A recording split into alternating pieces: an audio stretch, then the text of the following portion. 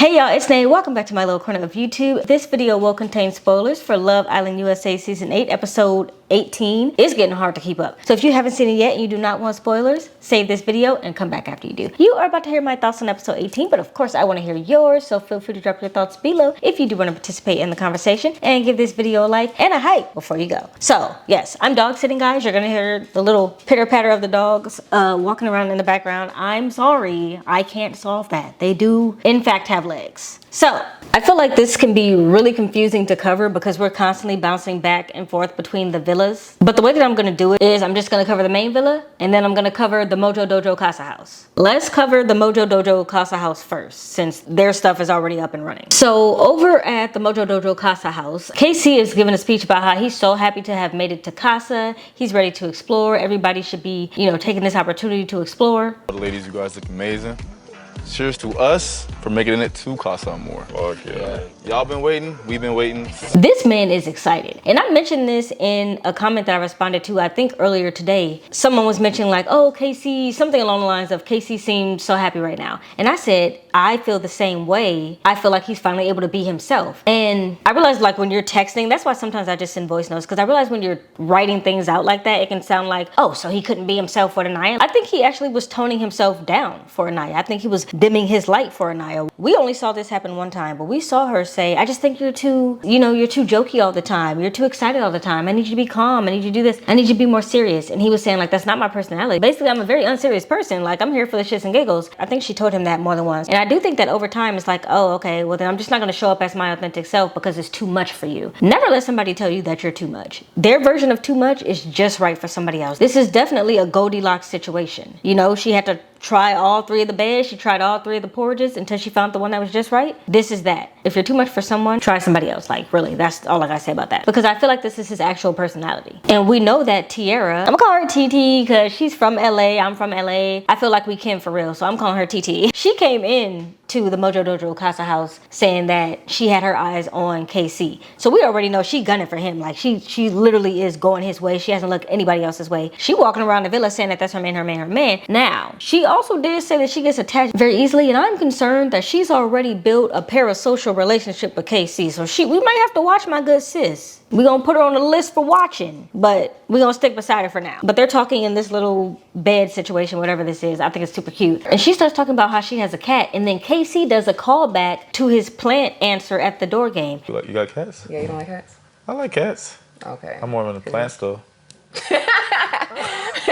That was my first time hearing him make a joke about that. And granted, we don't hear everything that he says all day, but I don't think he would have made a joke about that to Aniya because Aniya wasn't standing behind his door. It wasn't shit funny. But it was funny with her because like it was a funny moment that happened. See, I'm glad he's able to laugh about it. So I enjoy seeing it. Now he does say that he likes both of their vibes, obviously for different reasons. But if I'm gonna be honest, I think he's more of himself with TT. And I like TT better for him. Aniya stands. Don't beat me up just yet because we gonna get to her. But they were already kissing in the bed night one. And that's more than I've seen him do with Aniya, quite frankly. Now KC talks to Sincere and Bryce about the whole Casa situation, and Bryce is like, yeah, you just got to be open to explore. This is the moment. The same thing he was saying when he gave that speech. But I just find it funny how Bryce is telling KC, yeah, you haven't had a chance to explore. This is your chance to explore. The same Bryce, mind you, who is best friends with Zach, who is gonna run and tell everybody everything that KC said. KC needs to be careful around Bryce. He hasn't realized it yet, and he might not realize it until he watches the show back. But Bryce is not to be trusted. I'm gonna just say that. And since we're talking about Bryce, let's just get into him. Pause. I will give Bryce some credit though. He does really seem to be missing Trinity. He said several times that he's missing her. He looks like he's genuinely missing her. And he's talking about how he doesn't think he's going to be able to cuddle the other girls, and how he was telling a joke to one of the girls and they didn't get it. And he's like, oh, Trinity for sure would have laughed her ass off at that joke. Like, it would have been so funny to her. And I'm like, I get it. It's because you like her. But a part of me is like, Trinity is 22. You probably making some childish ass jokes, and that's why she laughs at them, because she's, not far removed from being a child. Now Bryce is over here crying, and it's like, bro, stand up. Trinity's sleeping in the bed with Corey now. And I'm almost 100% sure that Corey is her type. She hasn't specifically said it, but when, she said she's never dated a white boy before. I'm looking at Corey, is given as her type. Now Zach has started to build a relationship with she who will not be named on my channel. If you don't know, some stuff came out about her. A lot of people pointed out that in last night's episode, when they were doing, their little 1-2 on the guys, she basically curbed all the black guys or mixed guys or whatever. I noticed that too, but like at the the end of the day, for me, if you don't like black people, please stay away from me. Like, I don't want you to pretend that you like me. You know what I mean? So if you don't like me, please let it be known. She's allowed to not want to date a black man, right? I didn't bring that up because that's her prerogative. However,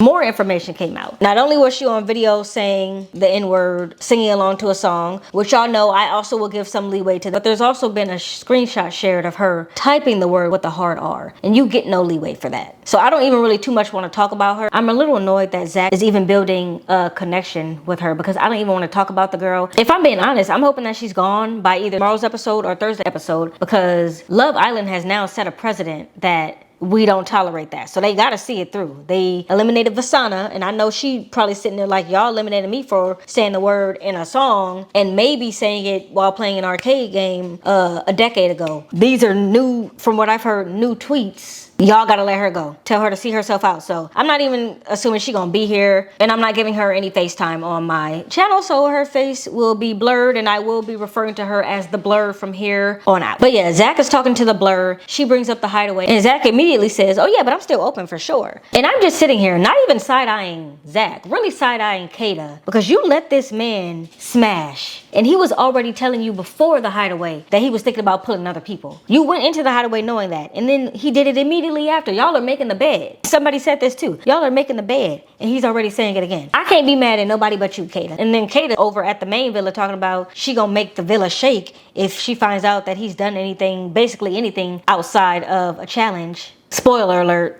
he is. Then it's like, girl, that's on you, because he was telling you beforehand that he was already thinking about making other moves, and you still wanted to go to the Hideaway. So also, the Blur not only knows Charlie, Zach's brother from last season, but she's also made out with him. So I guess it's a family affair. Also at the Mojo Dojo Casa house, Sincere is talking to Amora. He very nervously asked her to share a bed with him for the night. She says yes. I did want to ask you if you wanted to sleep together, if you wanted to share a bed tonight. Corbin is sleeping next to Jaden, the brunette blonde, of course. Listen, we could say a whole lot about Corbin, but he has a type, and he has made it clear. Fake blondes are his type. Now, there's a part of me that's excited for Caleb because obviously he went into this single. He does end up sharing a bed with Parmita, I believe her name is pronounced. But I'm gonna be real, I don't think she really likes him that much. When he asked her to share a bed, she was like, yeah, okay. Kind of like out of convenience type thing. You wanna share a bed with me? Yeah. Okay. Let's do it. Here to kiss? Yes.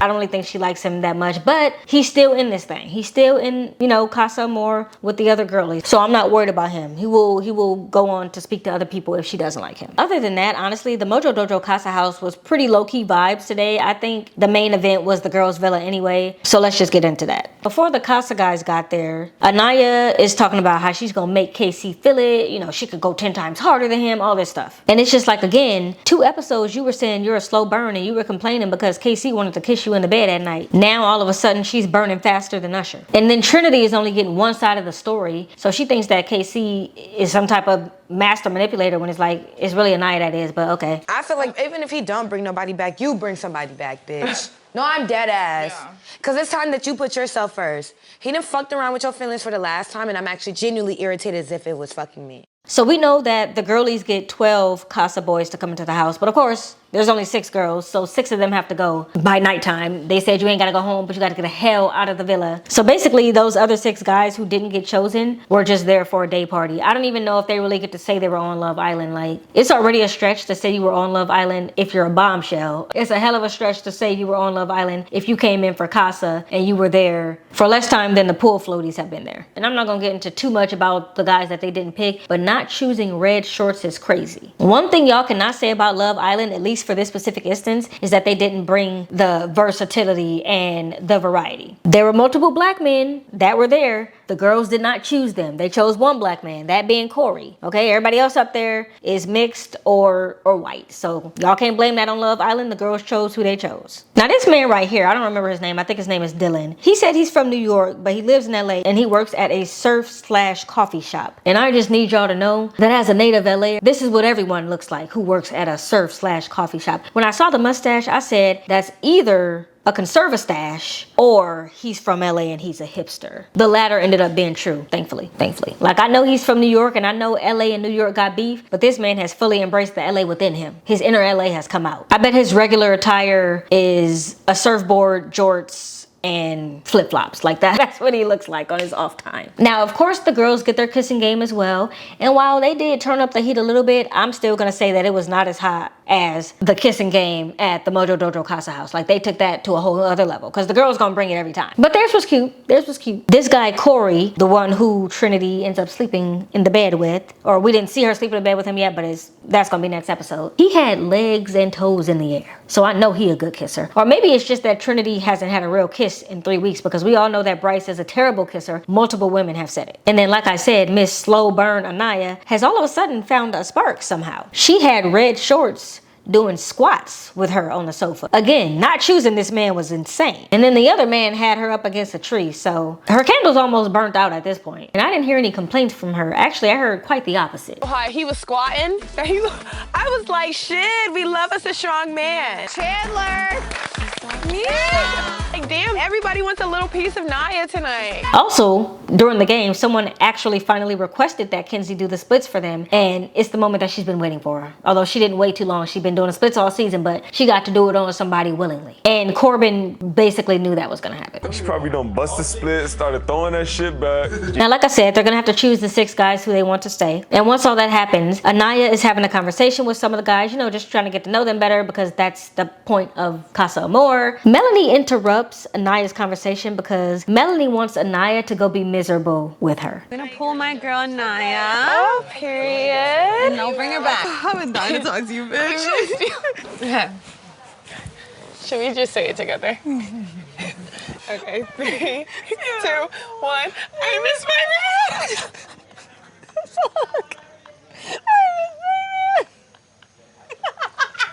But somehow I'm crazy for saying that I've been seeing this same pattern all season. Melanie feels like Aniya is supposed to be there for her every beck and call. And for some reason, Aniya keeps doing it. But Aniya is building a connection with someone, so luckily he comes to pull her, and it's this man, Carl. Now, Carl looks like he has a wife, 2 kids, and he's the principal at a middle school. And that's no shade. He's an attractive man. Trust, he's attractive. But he just gives off vibes that he's already settled down. Like he dresses like a professor or something. But I must say, Aniya seems to have more of a connection with Carl, who she met 6 hours ago, than she has had with KC this entire season. And for me, it just comes down to the fact that KC is not her type. We know this because she didn't stand behind his door. She, in fact, stood behind Sincere's door and then said that Sean was her top 2. KC wasn't on the list. If he was, I don't even think he was 3, okay? So we know that that's not her type. And it's like, Aniya, if mixed is your type, just say that. There's nothing wrong with having a type. But there is something wrong with going as hard on KC as you are when you don't even like that man, for real. Like, I also just feel like Aniya has a better connection with this man authentically. I think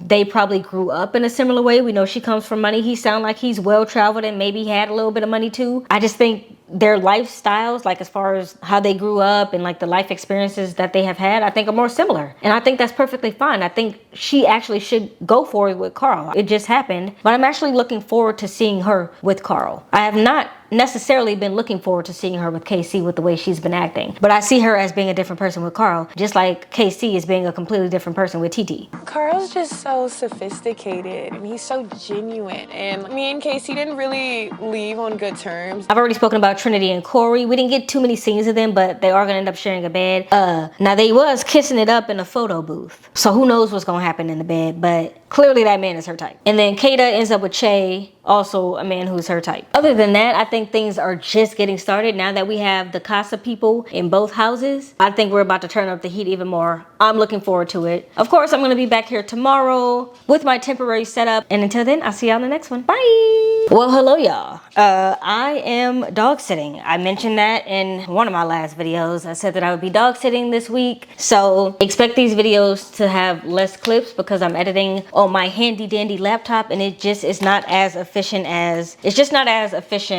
editing on my big computer. So that's why there's gonna be less clips and less editing, but we're still gonna get into it because how could we not?